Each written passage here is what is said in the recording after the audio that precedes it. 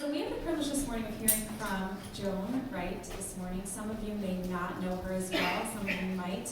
I actually, when I found out I was introducing her this morning, I had to ask her how long she's been coming to Grace. Well, I was going to say like 2 years, and then I asked her, and she said it's been 4. But that happens, right? You talk to people, and you're like, oh, you've been going to this church for that long? But so it's been almost 4 years that her and her sweet little family have been coming to Grace, and she's also, for the last year or so, been joining us on the worship team. Using her voice is something she loves to do, is use her gift of singing to bring honor to our Savior. And I've heard snippets of her story here and there. If you were here Easter last year, you saw part of her story too when we did the cardboard testimonies. She shared a little bit from there. So I'm really looking forward to hearing her full story of how God brought her to himself, what he's doing in her life, what he continues to do in her life. So, John, I'm going to invite you to come on up and share your heart with us. Thanks. So when I was little, I heard many stories of people who were firm believers in Christ, but when something hard had happened, instead of clinging to God, they got mad at him. And I never understood this. I knew that if I was going through something that was hard, I would want God right by my side. Also, while growing up, I was a really big girl, and I was made fun of for my weight, hair, clothes. And after hearing the same things over and over, you're so fat, no one's ever going to want to marry you. Your family only loves you because they have to. I started believing that it had to be true. Why else would so many people be telling me these awful things if they weren't true?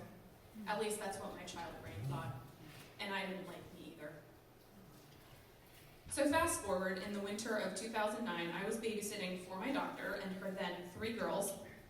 I had been having some aching in my right leg the whole day, and as I was carrying the youngest, who was about 1.5 at the time, up the stairs to bed, I had to set her down on the stairs as I began to pass out. The pain had suddenly become unbearable.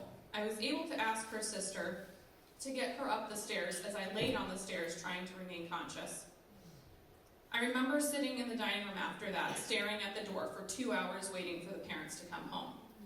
As soon as they walked through the door, I asked the mom, who was my doctor, "How was your night?" "Good, my leg hurts, and I'm not sure what's wrong." And she was kind of taken aback, but she could tell that I was really scared. So she sent me for an x-ray the next day, and when she got the results, she called me and asked me to bring my parents in. The x-ray had showed a huge calcified mass in my right calf.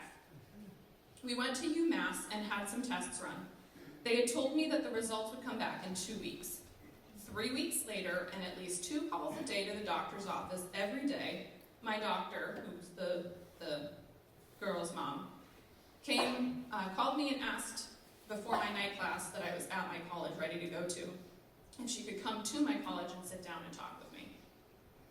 I remembered it like it was yesterday. It was March 11th, 2010, sitting down on a bench at Mount Wachusett Community College and hearing the news that I had a rare form of cancer. The biopsy had shown synovial sarcoma. Synovial fluid is the fluid that is found in your joints, so this type of cancer is usually in the joints, and my tumor was in the middle of my right calf. And it had calcified, which made this quite rare. As my doctor sat there telling me this, I took notes, and I asked what was next. There was no tears, no fear, just what is next. My doctor, teary-eyed, told me that I was the first patient that she had to tell had cancer, and it happened to be her babysitter. I asked to be excused from my night class, and when the professor, who was a former nurse, heard what I was going through, she was more than willing to excuse my absence. I went home, and my mom was already on the phone with my doctor. When she got off the phone, she just looked at me and said, "Do you know what she just said to me?" She said that she cannot understand where your strength came from, that she was in tears and you were the one comforting her. I told my mom that it was because it wasn't me, it was God, and He's in control. I hadn't forgotten what I had said when I was younger. I knew I needed God by my side. There was no doubt about it. The hard part, though, telling everybody else. When people heard the news, the first reaction was naturally to cry. My older sister in particular, her birthday was the next day. Her husband was leaving for Afghanistan in the Marines the next day, and she had just learned her baby sister had cancer. I felt awful. And when people would cry, I felt like I was doing something to hurt them, because I didn't feel like I was worthy of that kind of love. But God was about to open my eyes in such a way that I would never forget, and heal my heart that had been torn to shreds by cruel people. My mom decided that since this cancer was rare, we were not going to be taking any chances with my care. We went to Dana-Farber Cancer Institute in Boston, Massachusetts, where we met an amazing team of people. In talking with the oncologist and the surgeon, they let me know that the tumor in my leg is not only extremely large, but it is encapsulating my nerve and blood vessels. They then informed me that if the tumor was 2 centimeters larger, that they would not have even tried to save my leg due to not being able to get enough of the affected area out and still leave me mobile. They would have had to remove from the knee down 2 centimeters, the size of a penny. And what does a penny say? In God we trust. He knew what he was doing. I remember being in that moment and saying, God, I trust you. I then went through 2 rounds of chemo with the hardest drugs on the market at that time. One of them you can only get so much of in your entire life before it kills you. They had told me that it would probably be a good idea to extract and freeze some of my eggs if I wanted kids down the road. But I just had this feeling that I didn't need to, so I opted not to. They told me that the chemo was probably not going to do anything because this cancer it doesn't really affect this cancer, but they wanted to throw everything they could at it. It was the worst. I've never felt so sick in my entire life. I lost all of my hair, but I let my dad shave my head. My mom started crying, but I told her that if she was gonna cry, she was gonna have to get out because I was not having tears. We have to keep our chins up. So she left the room and came back with camera. I wish I had those pictures still, but I think I had her delete them. After the chemo proved to be ineffective, we began 5 weeks of radiation. That wasn't too bad, just a lot of early mornings and a constant sunburn on my leg. During this time, God used the people in my life to show me how much I mean to them, and him as well, that I am his child. Loved ones offered to take over my car payment, spend time with me, and truly open my eyes to the fact that I'm worthy of being loved. It would still be a long time before I would actually start loving myself. Just after I had gotten diagnosed, I went on a weekend retreat as a leader for my church youth group to a camp called Berea. There was a band there that weekend called Attaboy. I purchased one of their CDs and I fell in love with one of their songs called Wait on You. The chorus went, wait on you, I will wait on you, all my days if you want me to. Time is cheap, it's not mine to keep, so I will wait on you. I listened to this song many times, and one day I got an email from the band that the lead singer Amos was leaving, and I thought now was probably a good time to let them know what that song meant to me. I explained everything that I had been going through in the email, and I ended with this. But I had your song, Wait on You, and it made me remember that God's plan for me will reveal itself in time, and to just wait on him and follow him.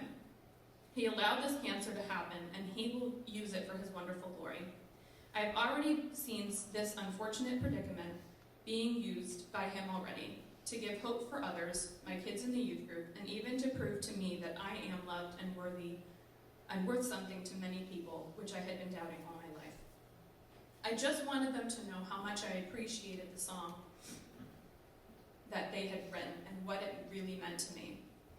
The lead singer at the time, Amos, who was leaving, wrote back and said, your story has touched us deeply. I can't tell you what your encouraging words mean to us, and particularly to me.